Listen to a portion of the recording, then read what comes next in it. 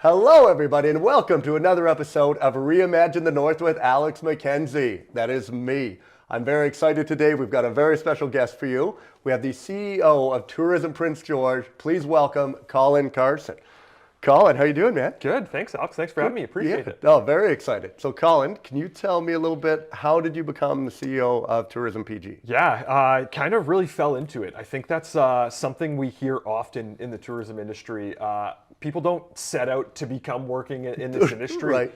It's one of those things that really just fell into it. I actually started out working for Tourism Prince George in 2017. Yeah. I was covering a maternity leave. Okay. And then they just couldn't get rid of me. Yeah. So eight years later, here I am as the CEO. But it's my schooling is in marketing.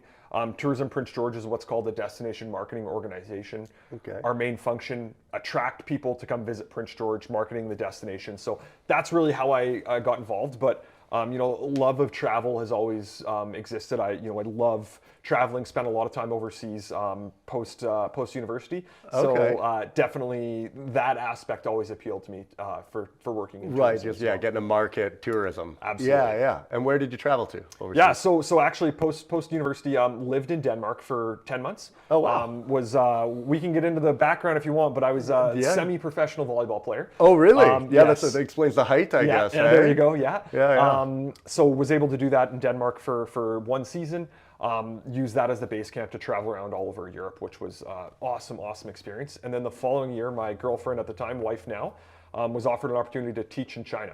Oh, wow. So we thought, sure, let's do that next, and spent 10 months in China, and again, use that as a base camp to travel over Southeast Asia, Mongolia, Korea, all those fun places. So super interesting, and coming out of university, really wanted to explore the world and do some fun stuff. So was very fortunate to be able to do that. Yeah, that's awesome, dude. And how do you think you're traveling, like doing all the tourism, how does that help when then you have to now market a place like Prince George? Yeah, absolutely. You can look at being like, oh, I remember when I traveled, what was appealing to me, and then look at that and use that. Yeah, definitely. I mean, I think that's part of it for sure. And I think more than anything else, I think it's just being able to spark that love of travel in people and being able to provide that experience. So the biggest thing that I was looking for when I was traveling these places, and I think being situated there for 10 months at a time was really opened the eyes to, you're not just there as a visitor and ticking the boxes at all the tourist attractions, but you're integrated in the community. Right. And I think that's really something I take back here, thinking about people traveling to Prince George, is you don't want them to just come visit here and have an experience. You want them to feel like they're part of the community. Right. And you want them to have that like authentic Prince George experience, and they can go to that local restaurant that all the locals go to, and they go to the trail that not everyone knows about because it's only the locals kind of keep that one secret. So having that authentic experience, I think, is something that I really appreciated from my time traveling. Is something I really try to get people to experience while they're in Prince George. Yeah, that's awesome, dude. I do find as I'm getting older, just in life in general, like a sense of community seems to be like one of the most valuable things in what building blocks of a happy, fulfilled life. And I feel like that's something that's probably getting harder and harder to capture now with the digital age and everyone kind of, being inside more and not getting out. What are some ways that you utilize that to try and make people feel part of the community? Yeah. I think that, the Prince George community is so welcoming. And I think that's something that we often talk a lot about, but I think we take for granted a little bit as residents as well. Right. We hear it all the time when we get to interact with visitors. They're like, oh yeah, I was going for a walk at Cottonwood Park this morning, and it was a great experience. And then, I had 10 different people stop me on the trail and ask me how I was doing and, where I was from and all these great things. And just this welcoming spirit of Prince George. And I think, that's not something that you can replicate. That's not something that you can create. Right. But it's just something that Prince George has to offer that I think really makes people feel welcome here. And I think, our mandate as an organization is to get people to travel here. But that's so closely related to getting people to move here. And I think that's something that we often talk about when we're working with the Economic Development Agency here in Prince George about getting resident attractment. And it's all one and the same. Is that one of the driving things behind tourism? You're like, if we can get people to tour here and then see how beautiful it is and how great the community is, we can then attract more residents and help grow the city? Yeah, I mean, not necessarily our mandate, but I think that's a positive benefit that we want. And And again, just at the base level of things, like a good place to live is a good place to visit. Right. So I think that, that's something where if you're creating an environment where residents are happy and they want to spend time here, that's going to be positive for people to visit as well. Yeah. The other, honestly challenging thing about Prince George is often we are seen as a place where people that live here, they then leave. Right. And even from a traveling perspective, like when people have time off in Prince George, they go elsewhere. Yeah. And I think that's one of those things that we really talk about, and we try to spend a pretty significant amount of time talking to locals about how great Prince George is, because I'd love if people were having their friends come visit them in Prince George rather than go down and visit them in the Lower Mainland or wherever it may be. Right. Yeah, no, that makes sense. Yeah, it's a bit of an interesting aspect. And, there's not really any quantifiable objectives to that. But yeah. I think that if we can talk more to residents about all the great things that are happening in Prince George, they're more likely to have their friends and family come visit here than they are to always leave. Right. So, yeah. Well, I think a big factor for that is I think you have to move away before you realize how good home is, right? Like, because I got caught, now I'm born and raised in Prince George. It was very common for us to make fun of Prince George. Absolutely. Like everyone. But that's one thing I find, like being a touring comic, I go to all these cities, all these different communities.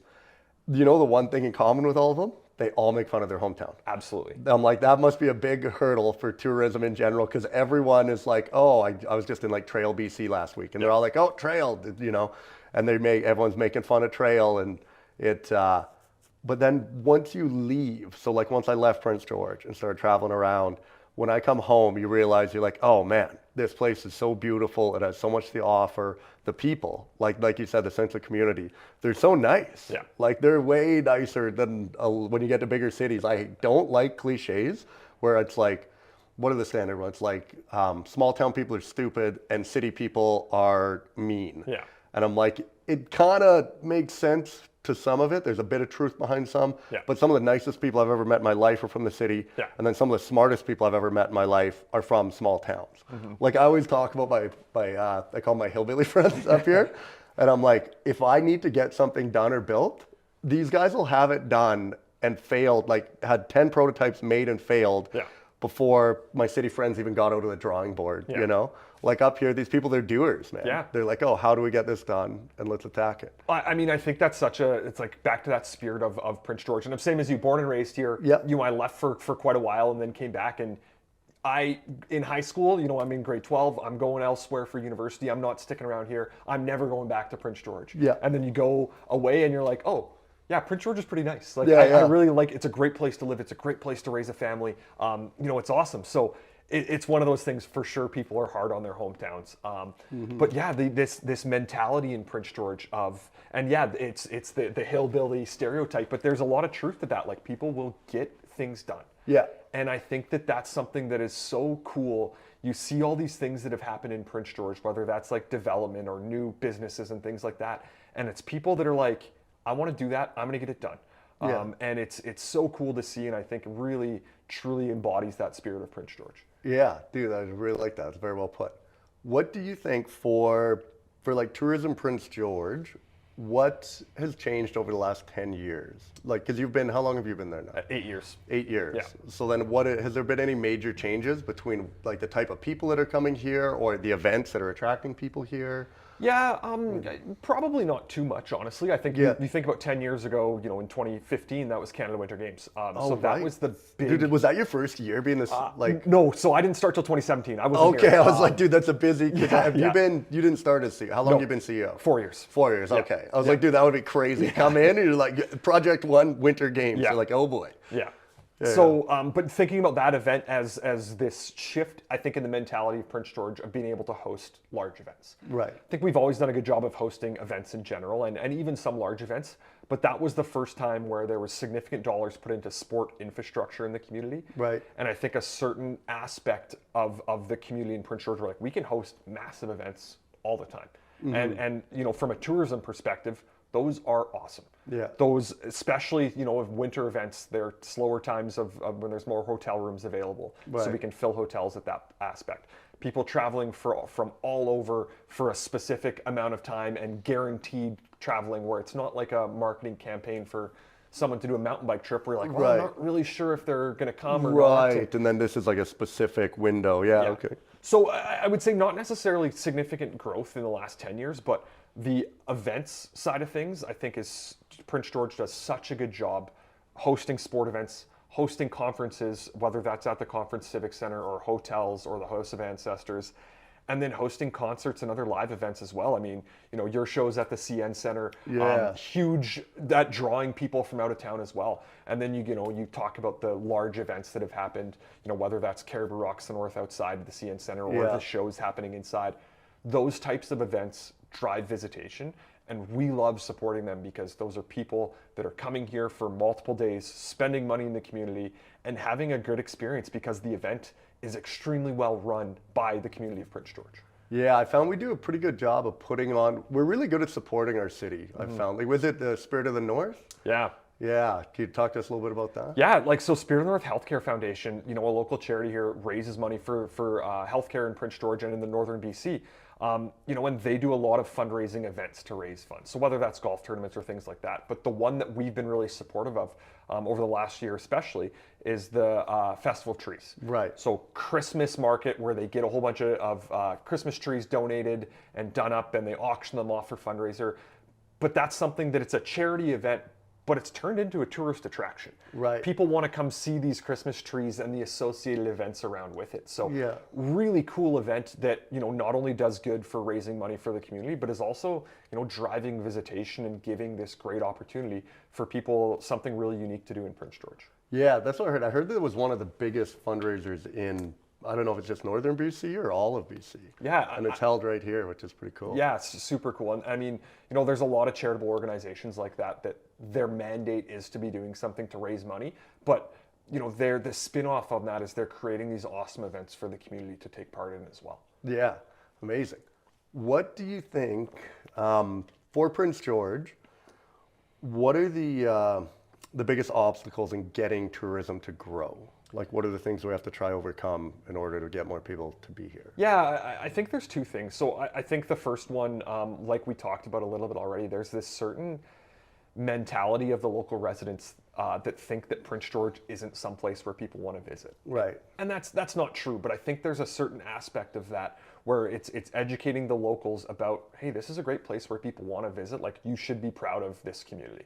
So I think there's a certain aspect of that. There's that reputation, and we still see that occasionally as well when we're talking to people from the Lower Mainland, where they have this old school mentality of what Prince George used to be in terms of the crime severity Every indexes comedian, I'll tell you when I tour, every comedian, when they have a punchline Yeah. for like a lower class town, they're using Prince George all the time. And I'm always like, hey, quit talking about us like that. But yeah. And I think there's not necessarily even a lot of truth in some of those things anymore. Of course, but there was at a certain point, and whether that's crime indexes or whatever it might be, those types of things really hurt the reputation of the community. And I think it's taken a long time to build it back, and it's getting better and it's getting to a better point. But we still definitely that's a hurdle we have to deal with. And the second point I was going to mention that's challenging, but I also think it's one of the things that's so great about Prince George is just the geography aspect. Right. It's far away from a lot of people. Yeah. If we're talking about the population base in Vancouver and we want to attract them, it's an 800-kilometer drive. Yeah. And they can go, 1,000 different places that's closer and easier for them to access. So that's challenging in terms of us attracting visitors, but there's something that's so appealing to a lot of people that they want to drive that extra distance because they want the authentic experience. They want to get a little bit away from those crowds. Right. So I think that, that's a challenge, but it's also something that we are really excited to have to offer, and kind of offering that to people where they want to get away from the city a little bit and away into the outdoor space a little bit more. Yeah, that makes sense. Is it, one thing I've noticed is that people, generally, no one wants to move further north than where they were. Like it's almost like Canadians as a baseline get like north is like their home compass, and they'll only go further south. Yeah. And I've noticed that from touring. Like I did some shows in Yellowknife this year. Yeah. And I go to Yellowknife and I'm like it's beautiful. I love it. It's one of my favorite tours I did. But I was like, I don't know about living up here, man. Like you get like 1 month of summer, maybe, like it's so cold for so long. But then those people who live there, like that's their baseline, Yeah. you know, and you notice it coming down. Like then you go to like somewhere like Fort Nelson, Yeah. and they're like, oh, Fort Nelson's fine, but they can't. Yeah. So like trying to pull, is it easier to get people to come from the north down? Do you have any metrics on where people come in from? Yeah, I mean, a little bit. And I think it probably would be easier other than the population base just isn't there. I know, that's the thing. We're so far north. You're like almost like we're like close to the top of BC. Yeah. There's only a few people above us. Yeah. So yeah, it's still more from the south. And I think that, Right.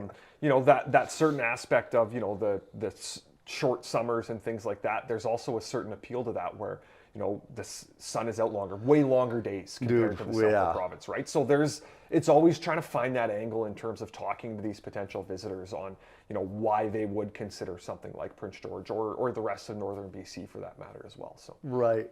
What about like tourism event companies? yeah. Like would growing, like how do we have many in Prince George? Yeah, not a ton. You know, there are a few tour companies that do things, whether that's fishing or, you know, you can go out kayaking and things like that. Right. But compared to a lot of communities that would rely more traditionally on tourists, you know, we don't have a lot of those types of activities. Those are things that I've always thought if we could capture more of that, you Yeah. know, like our good buddy Scotty McWalter, you like if you open that guy's Instagram, Yeah. like he's like, oh, I'm like, I had no idea these Yeah. places were here. And you'd ask him, like, where's this? He's like, oh, dude, it's 45 minutes west of town. Like, Yeah. what do you mean we have a waterfall 45 minutes west of town?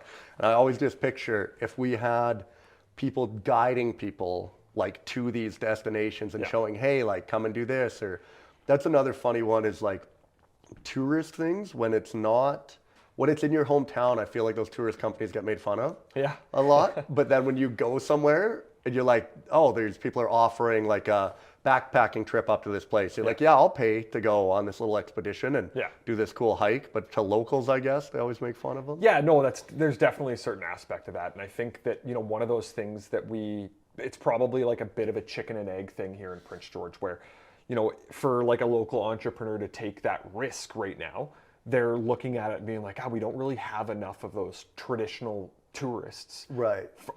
for me to sell my product to. And then Yeah. at the same time, you know, we're trying to attract more of these traditional tourists, and they're like, you guys don't really have enough of those products, those tours, Right, I see. for me to book my trip to Prince George. So we're in this awkward, I would say, phase where we need more development, but we kind of need it across the board to attract more people. And I think, you know, that's coming, and we are seeing a little bit more of that growth. What about grant funding for stuff like that? Do we have good opportunities for that through Yeah. the city or through the province? Yeah, there is. I wouldn't say it's not consistent, and that's maybe the Right. problem. So, you know, locally here, if you're interested in that, like somewhere like Community Futures can definitely help you out. Right. And those get guys you are started. huge for me, dude. Community Futures helped me start my comedy career. Yeah, exactly. Like, because I had an idea for my comedy tour, whereas like I wanted to do this Hungry for Laughs tour, and I had no money. Like I lost all my money from like touring and selling my house and trying to figure out the business of comedy. Because like I wasn't a businessman. Yeah. You know, like I was a tradesman and I was trying to figure out comedy. And I remember my one buddy always would bug me. He's a businessman from town. And I was like, I don't care about making any money. I just want to follow my heart. I just want to do comedy.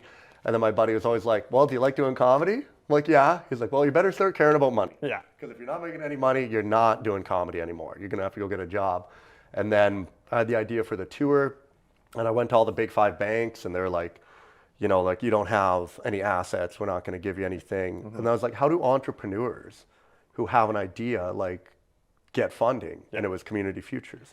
Well, and I think that's a really good example where the types of people, and again, like for you from a comedy aspect, but also, you know, for people in the tourism industry, like they don't want to start a fishing company because they want to be a successful business person. They want to do that because they love fishing. They want to share that passion with everyone.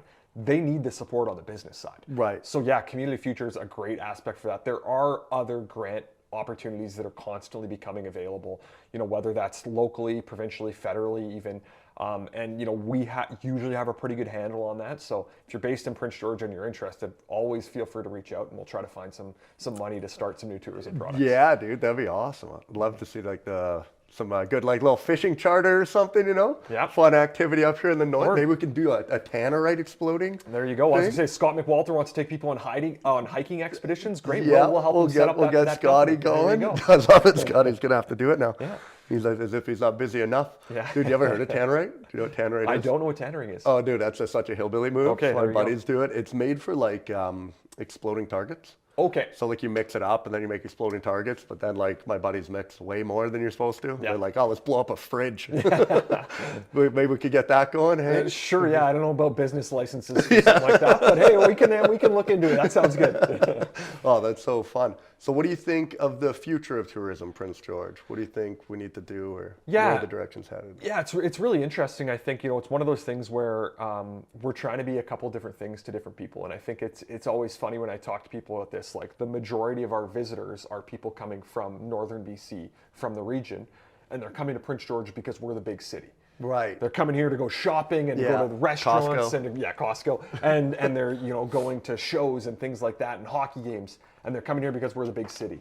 And at the same time, we're talking to people in Germany and in the UK, and we're trying to get them to come here because we're in the middle of nowhere. Right. So I think there's this real balance where we want to kind of be both of those things depending on who we're talking to, which is probably impossible to do in marketing material. Right. But I think really interesting. Then when we talk about the future, I think that it's a certain aspect of that too, where we want to make sure we have these big city amenities to continue to attract people, and understanding there's that opportunity. But I think the thing that's going to continue to drive people here, and probably the growth, is on that outdoor recreation. Right. And the access to hiking and water for fishing and paddleboarding and kayaking, canoeing, all these things so close by. So when I think about the growth, I think that that's probably the natural aspect. The other piece that's really fortunate that we're seeing some pretty significant growth in, and I think will continue to grow, is in Indigenous tourism. Right. And specifically here in Prince George, working with the Lheidli First Nation, they are very forward thinking and see tourism as an opportunity to tell their story, to preserve some of their culture, but also really willing to share the story of the Lheidli to visitors. So that's really cool. And I think about, the ancient forest about an hour east of Prince George. So part of the only inland temperate rainforest in the world, and the Lheidli playing a big role in protecting that area, but now also building an interpretive center to share that area with everyone. So, right, is that what they're building out there? Yeah. Because I went up there, probably like 3 weeks ago. I was coming through town, and there's a lot of construction going on. Yeah, so interpretive center, trail development, that's going to be a spot where people are going to be able to go and explore a really cool, unique part of BC and learn about the Lheidli while they're doing it. Yeah, that's awesome. That's where I had a girlfriend from Australia that I brought back. Yeah. And that was the first place I took her. There you go. And they'll go, look at these giant trees we got, huh? Yeah. Pretty cool. We don't show them a beach. Yeah. You show an Australian a beach here, they're like, is this the beach? Yeah. Not that appealing, but the trees. We got trees. We got lots of trees. Ones. Maybe that's the future of tourism right there. It's just more trees. Yeah, more trees. That's what people want to see here. It's just more trees. So. Look at it. That's great. I love it. What, just a couple personal questions. I'll let you get out of here. Mm-hmm. What, Prince George, summer or winter?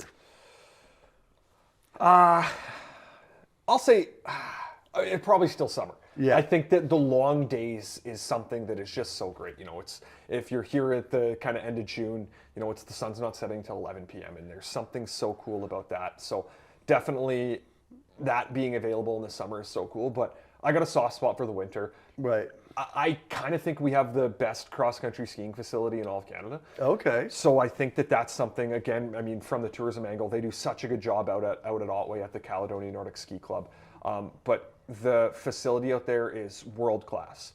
Yeah. And I've heard really good things. I've never cross-country skied, but I worked with a guy at the mill. Yeah. And it's like the second we got off work, he'd grab his poles and he's like right to Otway. Yeah. And it's, it's 15 minutes from town.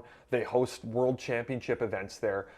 It's such a great facility in the winter that does such a good job for the community. So definitely a soft spot for them and for winter. But yeah, I think you got to go with summer in northern BC. I know, right? Just having the thing. I know, because they're talking about the long days. I just spent Canada Day out at West Lake. Yeah. And dude, I was surfing by my buddy's surf boat, and it was 11 o'clock at night. Yeah. You're like, you can't beat these long summer nights, Yeah. Or long summer days, I guess you call it. Yeah. What do you like to do in the summer?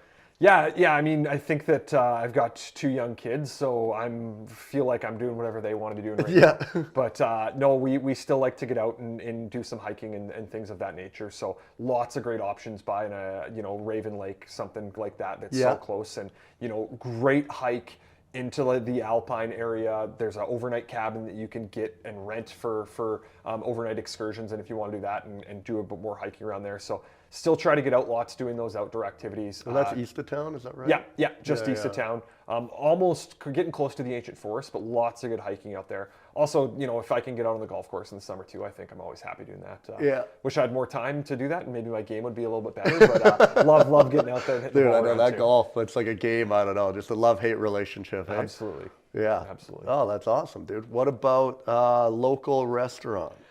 So many good options. I think that's one of those. Yeah, things. does that put you on the spot? Being the CEO, you're like, Yeah, oh exactly. no, you're gonna try to get me to say one right now. Don't want to play favorites with no. all of them. Yeah.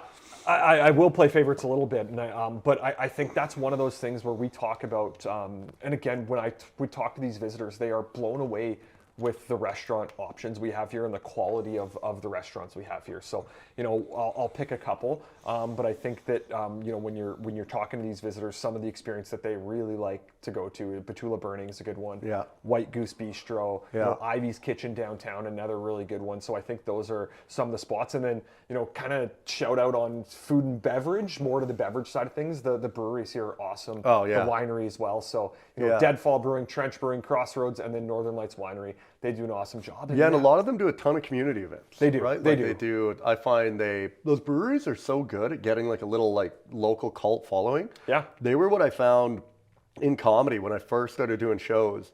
Was like if you could get a show booked at a brewery, it would like auto sell out. Yeah. Like it immediately, they're like, it would fill up. Everyone's coming out to support because whatever these breweries are supporting, Yeah. the community wants to support. Yeah. And it was like a little cheat code. Well, and so comedy, live music, trivia nights, there's always things going on at these breweries, and they do a really good job of, again, creating that community aspect, right? So people you go there and you're going to have a good experience, and you're going to have good beer too, so that's a positive. Yeah, and Batula Burning, those guys got me hooked on wood-fired pizzas. Yeah. I don't think I ever even had one Yeah, until they came here. Now, like every town I go to, I'm like, where do I get me a wood-fired pizza? Yeah, Awesome. absolutely. They do such a good job as well, and I think that back to that community spirit, these entrepreneurs in Prince George that do take that risk and find something they love, it really shows in situations like that where you've got this amazing product and amazing experience to offer to everyone. So really cool. What is this?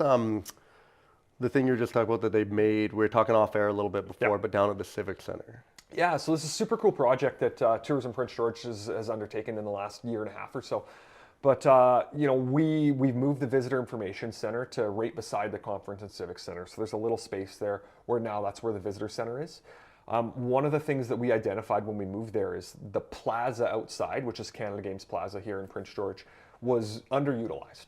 Okay. And it was a space that used to be a skating rink, but with some of the changes around requirements, what you need to have for refrigeration plants, they couldn't maintain the skating rink anymore.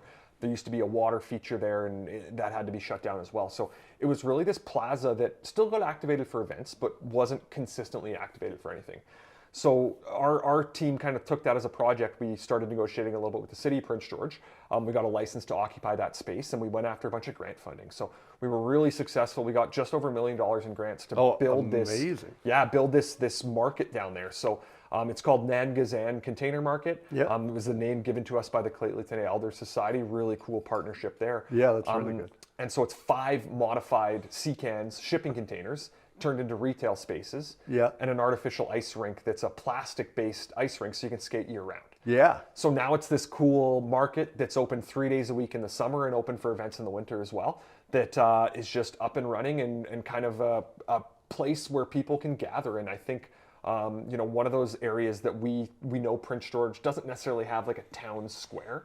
And not necessarily sure if that's what this will create, but we saw an opportunity where, it's a place where people can go and do some shopping and tag it onto their farmers market trips on Saturdays. But it's also a place, if you've got a bagged lunch, you can go sit there on your lunch break if you work downtown and just have a good experience and hang out in a really cool area. So it's been a really fun project for us. How do the retail spaces work? Do local businesses rent them for like the week, the month? Like how does that work? Yeah, it can be a little bit of anything. It's really kind of a pilot project for us this year. So we've got a couple people that are in there for the year. Yeah. In 2 of the containers. We've got other containers that are switched out every 3 days. Oh, that's every amazing. week. So yeah, if you're interested, you've got something to sell, something to do. Yeah. We're always looking for more vendors and things like that. So Oh, and how do people get a hold of you for that? yeah, head to our website, tourismpg.com, and you'll see the Nangazan page there on our homepage, and you can get in touch with us right there. And just apply and then get in there. Oh, Yeah. dude, I got some stuff I wouldn't mind selling out of there. There you go. You know, that'd Absolutely. be good. I could sell about some tannerite excursions that we're gonna do here, and There you go. oh, Perfect. that's pretty cool. It's very Yeah, so, exciting. and I mean, it's just kind of creating that space there. The other thing we've got, like one of the containers has turned into a bit of a stage, so we've got opportunity for live music, maybe some do some comedy jokes, shows. There eh? we Go in there. Yeah. Oh, that'd be fun. So we could do something like that as well. But yeah, really just creating a welcoming space for visitors, get them to spend a little bit more time and money in the community ideally, but creating an environment where locals are proud and want to spend time as well. Yeah. Oh, awesome. Mm-hmm. How much is are you guys involved in the growth of downtown? Is that something Tourism PG looks for? Yeah, I mean, definitely. I think, I mentioned earlier the mandate of Tourism Prince George is to attract visitors. So, Right. but I think the best way for us to attract visitors and to get them to stay more is if we can be part of, creating an environment in downtown that is welcoming and where people want to visit, then that's going to do more than any single marketing campaign can for us. Right. Just trying to restructure. Yeah. So we're part of what's called the Downtown Strategy Team, along with Downtown Prince George, the Chamber of Commerce in the city, and really it's a big strategy document where we're looking at certain things that we can do to help create an environment where people want to spend time, they want to invest money, they want to visit in downtown Prince George. So we're working on that. It's ongoing process. I don't think there's ever a finish line with a project like that. Right. But trying to create these small steps into creating an environment where people want to Well, spend I've noticed a lot more hotels popping up. time. Yeah. Like we got a lot more of those, and that must be due to something. Like, are we getting more people coming in? Yeah, so it's one of those interesting things where definitely there has been some new development in the last 7 or 8 years in hotel development. At the same time, we're actually seeing some hotels close. Okay. So the overall hotel capacity hasn't changed a ton. I would say we have better hotel offerings now and newer buildings and higher quality than we did 6 or 7 years ago. Right. But in terms of the total number of rooms, not a huge change, a small So kind of like a increase for Play-Doh sure. machine. We're just like the new one's coming in, pushing the old one out. exactly, Well, now, exactly. poor old guys. Yeah, Hopefully no. they could get their fingers in on the new one. Well, and I think a lot of those old developments have turned into affordable housing Right, and yeah, things like that were definitely needed in Prince George. So creating a different sort of product with those hotels and then making way for new hotels for visitors to come in. Yeah. When you look back at a year, how do you determine whether a year was successful for Tourism PG or not? Yeah, really, really good question, and something we struggle with for sure Because I feel like it would be very hard to measure the metrics. Like one of them would, I guess, be like room nights in hotels. Yeah, so We kind of look at. that's our best metric. Is it? Yeah, yeah. It's hotel room revenue specifically, and, Okay. and not necessarily just room nights because we want to see that growth. So the majority of our funding actually comes through a hotel tax. Right. So basically, there's a tax on any hotel room, pretty standard anywhere in Canada, US as well. Most people have this. Yeah. And that's the majority of our funding comes through that. So for us, that's the metric we look at the most Right. because that's the one that's most easily available. Like I joked about earlier, but it's really tough to judge metrics on other marketing campaigns. Right. So we've got some really cool mountain biking products and mountain biking campaigns that we're running right now. And I can tell you we've got some great engagement on social media and great traffic to our website and click-through rates on our marketing materials. But we can't necessarily dictate if that's translating to people traveling here and spending time and money in Prince George. Right. So I think that's one of those ones where we're always looking for new tools to kind of gather those types of data. Yeah. And right now we rely a lot on those hotel room revenues to tell us if we're doing a good job. Yeah, because tourism is like one of the only ways. I always picture whenever I'm like, I used to run a podcast and we were just trying to build like a utopian society all the time. Yeah. And if you picture like from an economic standpoint, if all you had is like a little thing, so you have like a gas station, like a barber shop and a grocery store or something, and everyone only had like $1,000. Yeah. All it's doing is changing hands. Yeah. The only way to get more money into the economy is either export a product, right? So it's like, forestry, cut down our trees, sell those, or if you can attract people in. Yeah. So like tourism is probably a really valuable and good metric of how an economy is actually doing. Right? Yeah. Well, and I mean, yeah, that's a really good point, and that's one of those things I love to talk about that when I'm talking to local businesses and things like that. That they're like, oh, I'm not really sure if we, we don't know if we want to support tourists necessarily. Like we see our customers being the locals; those are the people that come to our restaurant and things like that. But you're exactly right. Where that's, if they're coming to spend money on a meal, that's money that's earned outside of the community, that's coming into the community. Right. And I think the other aspect about that we always talk about, and we really try to encourage people for two reasons to go to those locally owned restaurants. Number one, they're going to have an authentic Prince George experience. Right. And I think that's something that's so cool and so unique. But number two, then those dollars stay more in the community. Right, rather than if you go to like a chain place where it's going to go back to corporate, that's going to be outside of Prince George. Yeah. So I think for a couple aspects there why we, definitely encourage people to support those local businesses when they can. But I think tourism is such a great story for things like that, where it's additional money coming into the community. And I think that should be viewed as positive. No matter if they're coming here to stay with their friends and family, they're still bringing money into the community because they're still doing activities and things like that. Yeah, and it's probably getting like increasingly harder and harder with the digital age, right? Like people are shipping so much money out of communities now through things like Amazon, and like I was trying to think like, because the big driver probably before was people coming to Prince George from all the neighboring communities, right? Like you're saying, like, anyone from Quesnel, Williams Lake, 100 Mile, like out the other way, Smithers, Paris, coming here because we are the big center and they can get their stuff. Yeah. But now with things like Amazon, they probably don't need to come to town as often. Yeah. So it's like another hurdle that we have to try overcome. Yeah. So maybe events, is that like the way to get them? I think events is a great tool. And I think the other thing is it's shopping and it's those things, being the service center, also healthcare purposes. Right. A lot of those small communities don't have chiropractors or physiotherapists or things like that. So people come to Prince George for those types of appointments. And then while they're here, they spend money doing other things, or they'll tack on a Cougars game and spend the night and drive back the next day. So all those types of infrastructure really benefit tourism, although they're not directly related. You go to a doctor's office, they don't think they have anything to do with tourism. Right. But you look at their clients, there's a chance they're actually really benefiting the tourism economy and bringing dollars into Prince George kind of inadvertently. So really interesting, Yeah, I guess any like high-end, like specific resources that you can have, like in the service industry, especially, right?